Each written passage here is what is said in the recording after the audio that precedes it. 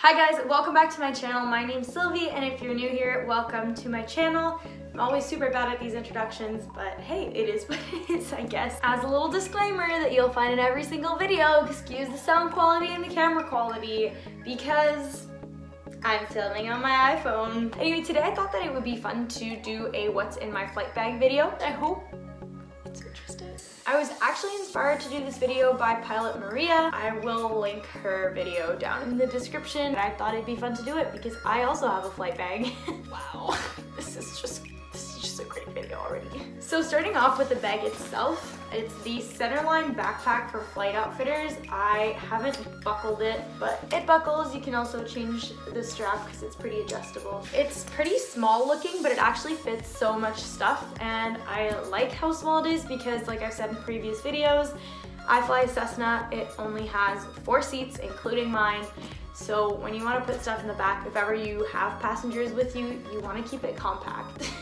I was going to show you all the pockets, but I guess you'll see them when I get into it. So let's just jump in. So first and foremost, in the top pocket, I like to keep my passport and my license because it'd be very illegal to fly without this thing. For those of you that have never seen a pilot's license, the booklet looks just like this. It's pretty much like a passport. The next pocket that I'll show you is actually the main compartment of this bag.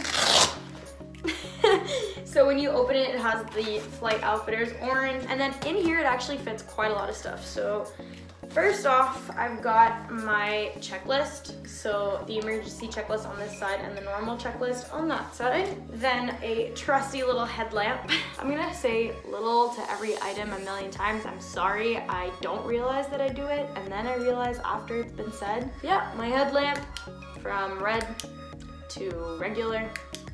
You need to have that. And then for if ever I have a passenger, or if for some reason my headlamp runs out of battery, I also have this little pocket lamp. This one is also from Flight Outfitters. As you can tell, it has the Flight Outfitters orange on it. And again, this one has the regular light and the red light. Next up, I have my iPad knee board. So this is super duper important for me. I do like to fly with my iPad.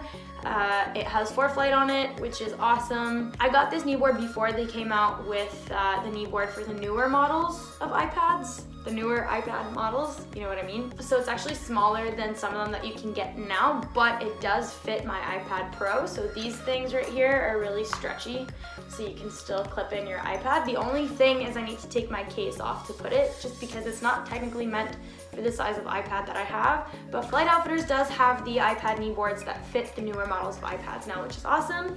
And what I like about this is that it rotates. So if I want to have my iPad upright or sideways, I can decide. It's not just stuck on one setting.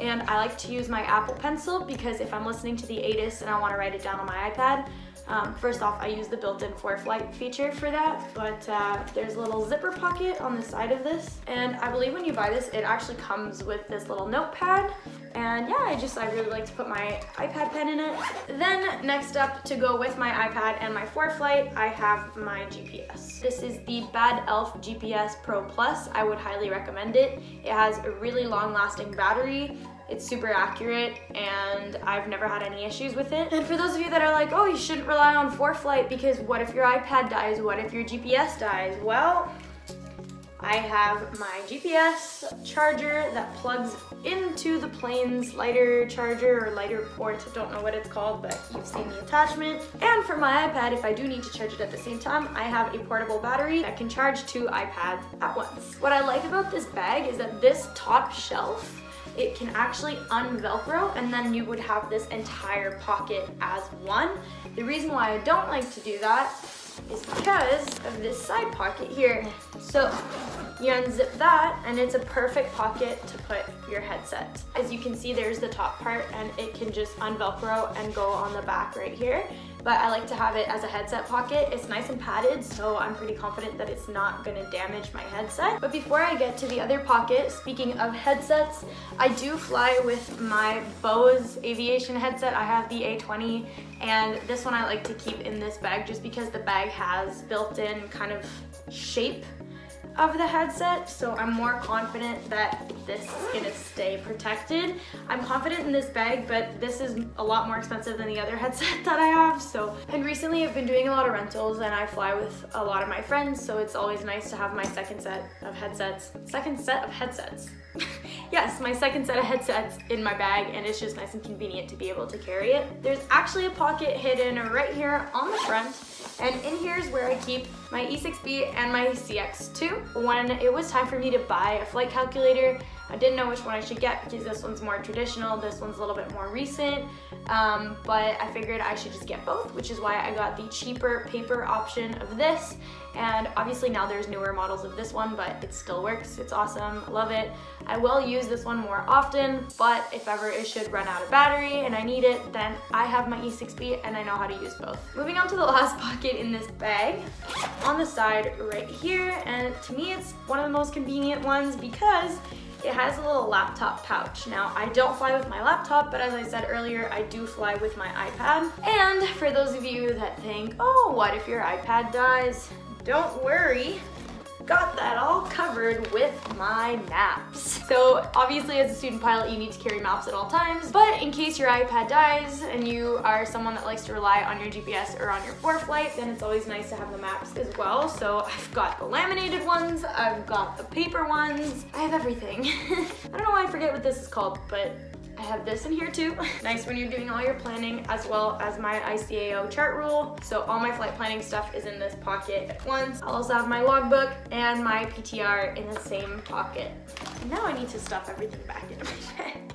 So on the side of the bag, there's also a water bottle holder. In the summer, I fly with a water bottle. In the winter, a little bit less because it's super cold in there because I'm in Canada and the water would freeze in like 2 seconds. There's also this little pocket on the side. I'm not too sure what that's for. It's probably for either like, I know Flight Outfitters has the knives that you can get, or probably maybe a pocket lamp, something like that. If I go on long cross countries, I might also add some snacks in there. That's always nice. And in the winter, maybe even some toe warmers and hand warmers, because I don't know if you've ever been to Canada or if you're from Canada, but it is super, super cold here, especially when you're flying. I also want to mention that I am a Flight Outfitters navigator, which means that I represent the brand and I got all of these Flight Outfitters items for free. I have a couple more items, such as like my hat and my shirt, and a lot of stickers as well, which I'll show you another time, but I'm super, super grateful for that. If you're looking for a good quality product to fly with, I would 100% go with Flight Outfitters stuff. They have a whole bunch of flight gear, so I would definitely check them out. I will leave their website in the description below. I'll also leave a Canadian website where the prices are written in Canadian dollars, but you can also buy Flight Outfitters from the website and ship to Canada as well, which is awesome. If you're anything like me and you like to see the prices in Canadian dollars, then click on the link that I will have down below. But if you're from the States, or if you just want to buy directly off the website, which is sometimes better than buying off a second party website, click on the Flight Outfitters link. Another cool thing on the Flight Outfitters website is that I'm on it, so if you go on stories under navigators, you'll see me. Anyway, you guys, I hope you enjoyed this video, and I'll see you in the next one. Bye! Now I have to pack everything back.